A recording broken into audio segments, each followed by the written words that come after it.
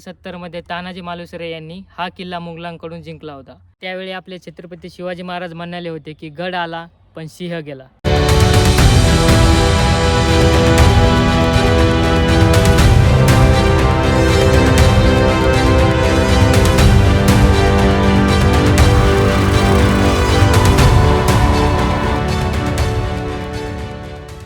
नमस्कार मित्रांनो, मी आपला बीडचा सतीश आणि स्वागत आहे तुमचं आपल्या एका नवीन व्हिडिओमध्ये। तर आज मी आणि वर्ष चाललेलो आहोत सिंहगड किल्ल्यावरती आणि हा आमचा 2026 चा दुसरा ट्रेक आहे। या अगोदरचा ट्रेक आम्ही शिवनेरी किल्ल्याचा केला होता आणि आज आम्ही चाललेलो आहोत सिंहगड किल्ल्यावरती। तर चला तर मग आपल्या चॅनलवरती नवीन असाल तर चॅनलला सबस्क्राईब नक्की करा।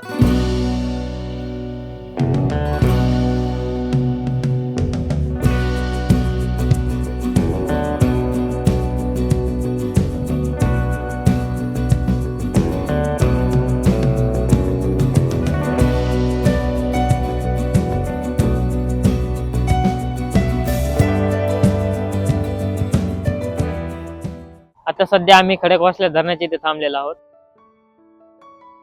सकाळ सकाळी मस्त व्ह्यू दिसतो असा खडकवासला धरणाचा। घरून सकाळी आम्ही 8 ला निघालो होतो आणि आता सध्या 9 वाजलेले आहेत। धरणाच्या बाजूला असे चहा नाश्त्यासाठी इथं भरपूर सारे स्टॉल आहेत।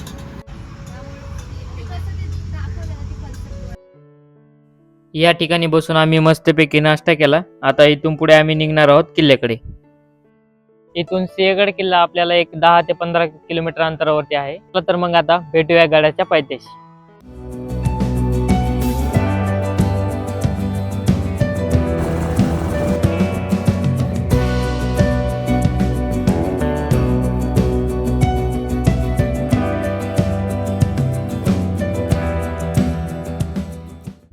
तर मित्रांनो, फायनली गडाच्या पायथ्याशी पोहोचलेलो आहे आणि इथे समोर आपली गाडी पार्क केलेली आहे।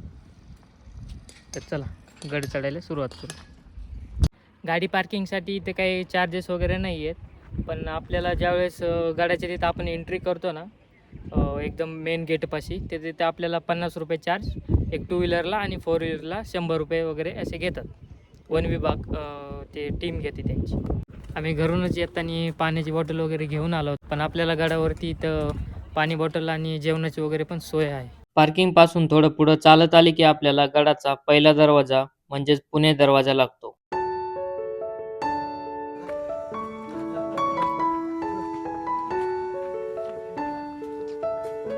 पुणे दरवाज्यातून आत आल्यावर गडाचा असा पूर्ण नक्षा लावलेला आहे।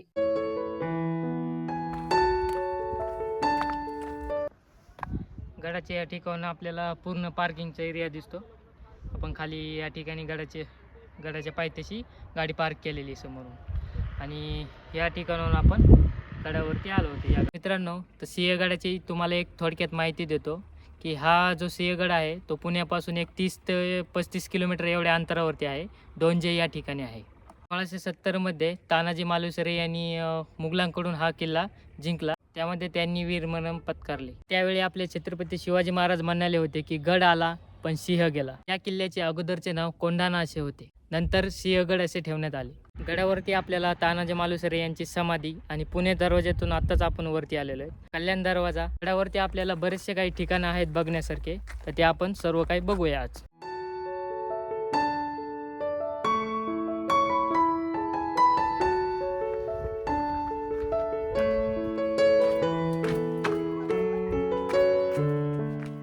इथे समोर कल्याण दरवाजा आहे, आपल्याला इथं जायचं आहे आता समोर। पुणे दरवाजा पहिल्या दरवाज्यातून आल्याच्या नंतर त्याच्या समोरच आपल्याला पुणे दरवाजा 2 क्रमांक दिसतो समोर।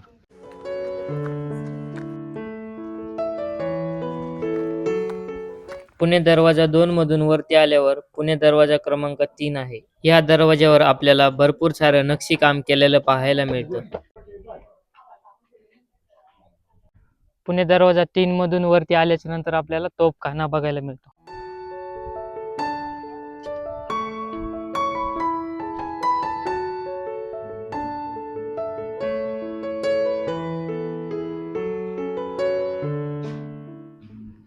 तोफखाना बघून झाल्याच्या नंतर आपल्याला समोर हे उंच टेकडी दिसते ना, तिथं आपल्याला मोरजरी नावाची तोफ बघायला मिळते। मोरजरी तोफकडे जाताना आपल्याला त्यावेळीच्या अशा कोरलेल्या पायऱ्या आहेत, तिथून आपल्याला जावं लागते वरती. इथे काही सूचना दिलेल्या आहेत, त्याचे आपल्याला पालन करायचे आहे.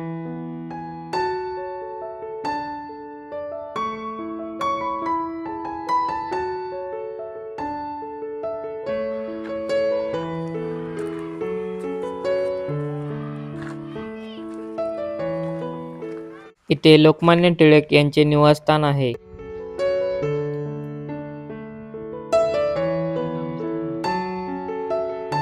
तर मित्रांनो, तुम्ही पाहू शकता इथे समोर आपली इथं छत्रपती राजाराम महाराजांची समाधी आहे. इथं काही काम चालू असल्यामुळे इकडे काही आपल्याला जाण्यासाठी परवानगी वगैरे नाही आहे. तर आपण आता पुढे जाऊया. राजाराम महाराज समाधी मंदिरातून आल्याच्या नंतर आपल्याला इथं वस्तू संग्रहालय, खुला रंगमंच आणि बरेचशा काही गोष्टी इकडे पुढे पाहायला मिळते. तर मित्रांनो, पाहू शकता सिंहगडावरून आपल्याला पूर्ण असा पुण्याचा नजारा आणि खडकवासला धरण जे आहे अतिशय सुंदर दिसतंय आपल्याला इथून समोरून. गडावरती आपल्याला बऱ्याचशा ठिकाणी अशी रेलिंग पाहायला मिळते, कारण की पूर्ण गडालाच असे रेलिंग केलेले साईड साईडने संपूर्ण.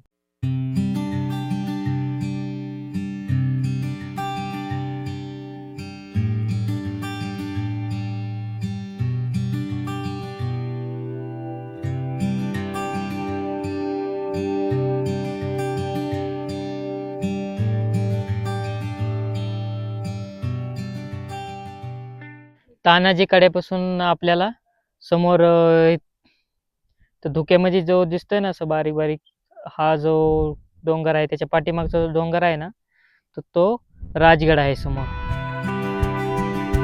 तो आता सध्या पूर्ण धुक्यामध्ये आहे. आता आपण तानाजी मालुसरे यांच्या समाधी स्थानाकडे आलेलो आहोत. तर आपण इथे समाधीचे दर्शन वगैरे घेऊयात.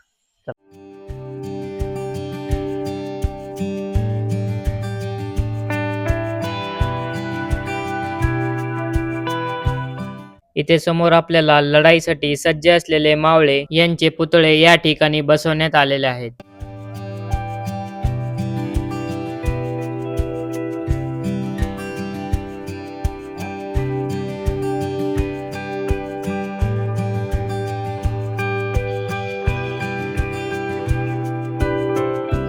आणि या ठिकाणी जेव्हा छत्रपती शिवाजी महाराजांना तानाजी मालुसरे म्हणाले होते की आधी लगीन कोंडाण्याचं मंग माझ्या रायबाचं, त्यावेळीचा हा प्रसंग आहे. या ठिकाणी आहे नरवीर तानाजी मालुसरे यांची समाधी. नरवीर तानाजी मालुसरे हे छत्रपती शिवाजी महाराजांचे बालपणीचे सवंगडी, अत्यंत विश्वासू सहकारी आणि पराक्रमी सुभेदार होते. 4 फेब्रुवारी 1670 रोजी कोंढाणा म्हणजेच सिंहगड किल्ला जिंकण्याच्या मोहिमेत त्यांनी अतुलनीय शौर्य दाखवत सर्वोच्च बलिदान दिले. त्यांच्या वीरतेमुळेच महाराज म्हणाले होते, गड आला पण सिंह गेला.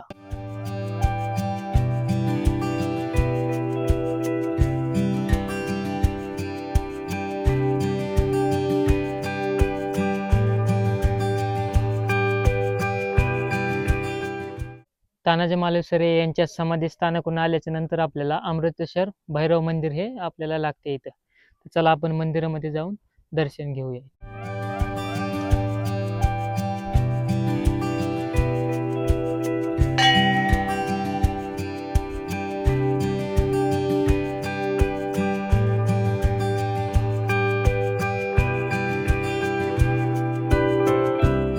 अमृतेश्वर मंदिराच्या समोर आपल्याला 3 अशा तोफ पाहायला मिळतात तिथे, आणि काही प्राचीन शिलालेख पण आहेत तिथे. मंदिराच्या बाजूलाच आपल्याला हत्ती टाके बघायला मिळते. इकडे समोर अमृतेश्वर मंदिर, इथं हत्ती टाके आहे आणि हत्ती टाक्याच्या इथून बाजूलाच कल्याण दरवाजाकडे जाण्यासाठी रस्ता आहे. तर आपण आता कल्याण दरवाजाकडे जाऊया. कल्याण दरवाजाकडे जाताना आपल्याला इथं समोर देव टाके लागते. तर चला आपण देव टाके बघूया इथे.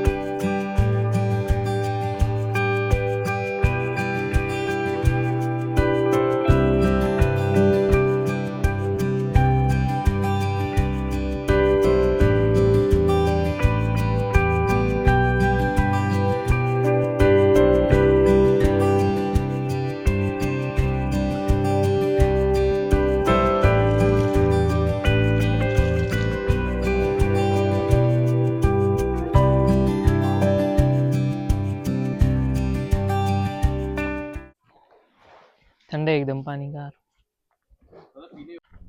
देव टाकायच्या इथून आपण आताच थंड असं पाणी पिऊन आलेलो आहे कल्याण दरवाजाकडे. कल्याण दरवाजाकडे जाताना आपल्याला मस्त असा व्ह्यू दिसतोय इकडनं.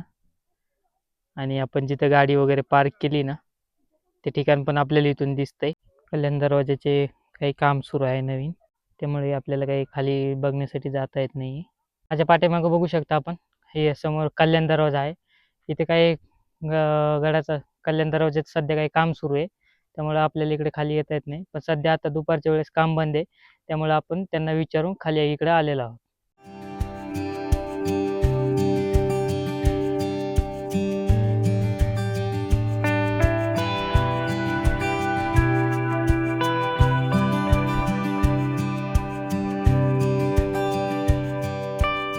कल्याण दरवाजा आणि इथून आपल्याला कल्याण दरवाज्यातून यायला इथून खाली वाट आहे. आपण तर पुणे दरवाज्यातून आलो, पण इकडून आपल्याला कल्याण दरवाज्यातून पण येऊ शकतो आपण. आणि हे आहे कोंडाणेश्वर मंदिर. चला आपण मंदिराची इथं जाऊन दर्शन घेऊया.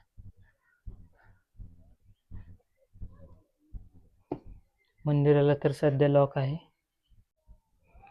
मंदिरामध्ये आपल्याला गणपतीची मूर्ती आणि शिवलिंग पाहायला मिळते. मंदिर पूर्ण असे दगडावर दगड ठेवून बांधण्यात आलेले. इथे समोर घोड्याची पाग आहे.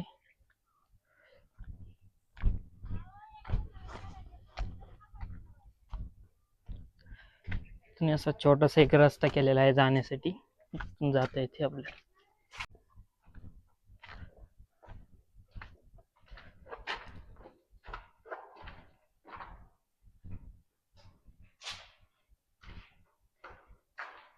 एकदम असे गुहेवणी इथं, आणि असे इथं समोर पूर्ण अखंड आहेत ते. पावसाळ्यामध्ये इथं पूर्णपणे पाणी असतं या साईडला खाली, ते या खड्ड्यानी. आता पण थोडं थोडं पाणी आहे यामध्ये. पूर्ण असं क्लिअर पाणी आहे. गडावरती आपल्याला रानमेवा म्हणजेच पेरू, कैरी अशा बऱ्याचशा काही गोष्टी खाण्यासाठी मिळतात.